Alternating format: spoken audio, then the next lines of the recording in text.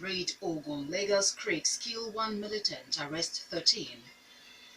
Whistleblower policy may be considered to recover illegal arms. In foreign, U.S. accuses Iran of undermining its interest and destabilizing Middle East.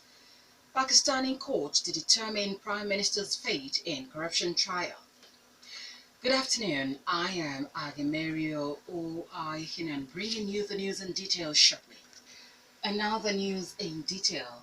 Governor Ibikole Amuso of Ogun State has raised a fresh alert over the return of militants to the riverine areas of the state.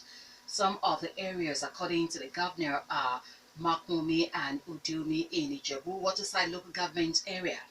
Amuson, who raised the alert while receiving the Deputy Inspector General of Police in charge of Southwest, Folusho Adebanjo, at his office in Okimoso, Abeokuta, says he has been receiving distress calls from traditional rulers in the area on the return of the militants through the waterways linking the area with Ondo State.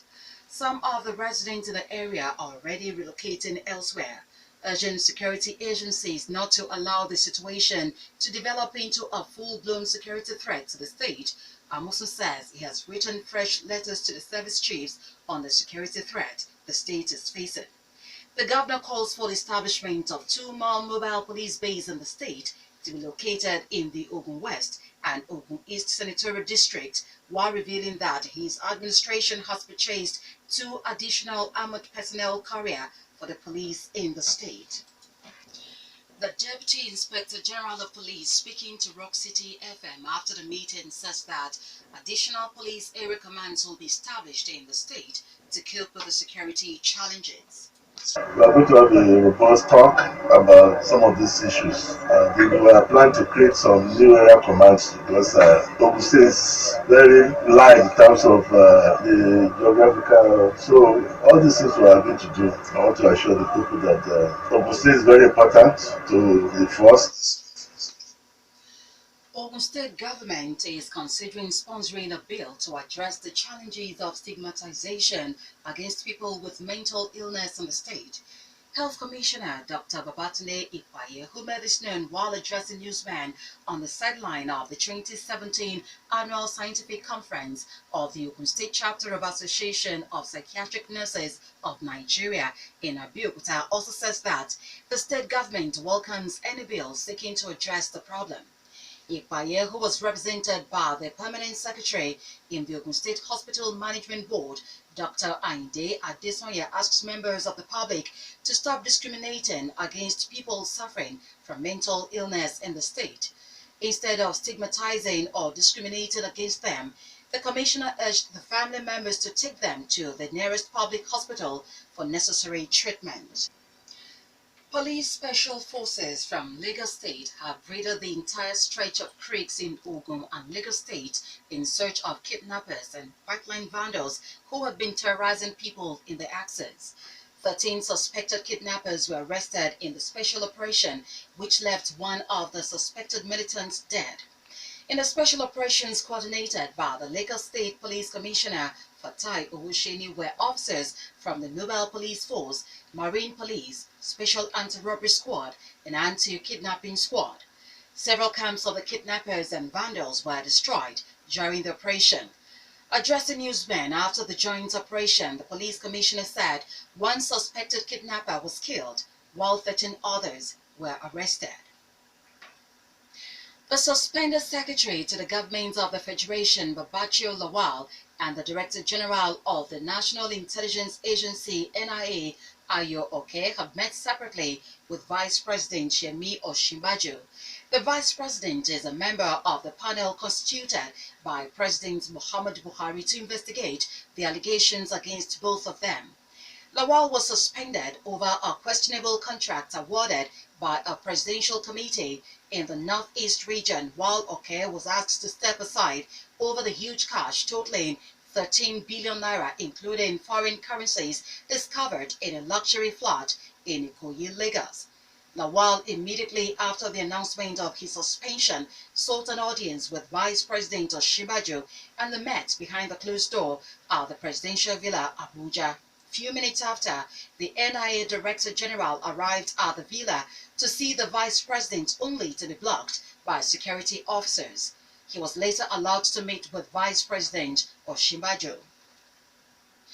Independent National Electoral Commission (INEC) says its continuous registration of eligible voters for future polls will begin on April 27 nationwide. The exercise will hold in all the country's 774 local government areas on weekdays from Monday to Friday between 9 a.m. and 3 p.m.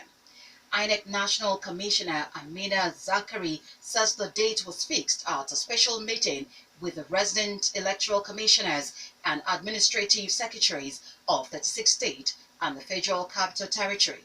She explains that the registration exercise is for those who were unable to register during the last voters' registration exercise and those who had since attained the age of 18. Those who registered during the last exercise but could not collect the permanent voter card before the 2015 polls will also be attended to. The presidency says it is considering extending its whistleblowing policy to the detection of illegal arms and ammunition being used to fuel the rising cases of insecurity nationwide.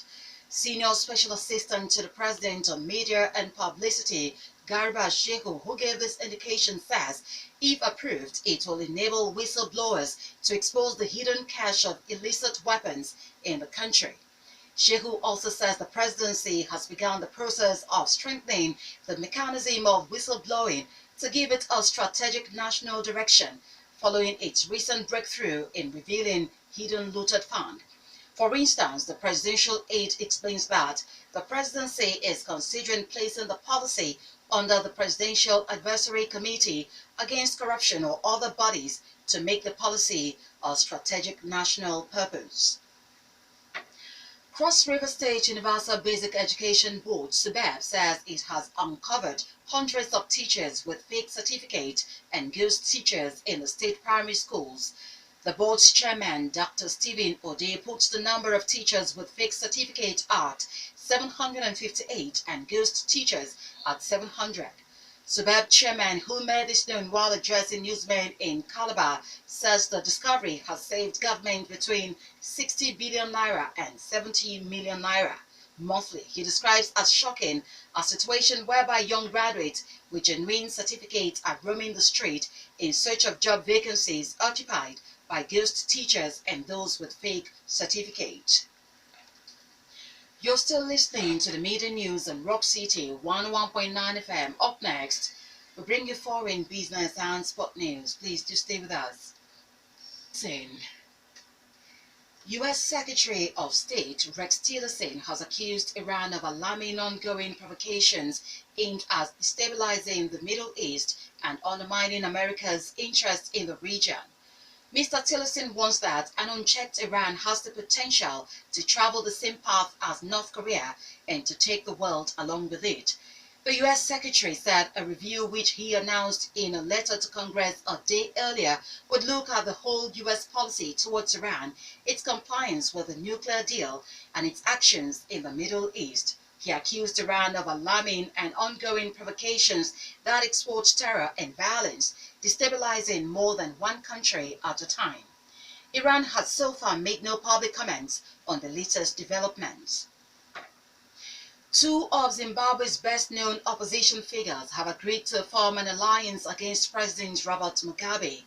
Longtime Mugabe critic Morgan Tsvangirai and former Vice President Joyce Mujuru say they will work together the next year's election. However, it is not yet clear which of them will be the presidential candidate. Mr. Mugabe, 93, has been in power since independence from Britain in 1980 and has said he will seek re-election. Pakistan's Supreme Court is to issue its ruling on corruption claims which could determine the political fate of Prime Minister Nawaz Sharif. Questions arose over his family's business dealings when 3 of his children were linked to offshore accounts in the Panama Papers leaks. The case has made headlines in recent months and stocks briefly fell on the announcement that the highly anticipated decision will be delivered on Thursday. About 1,500 police officers have been deployed around the court in Islamabad, according to reports.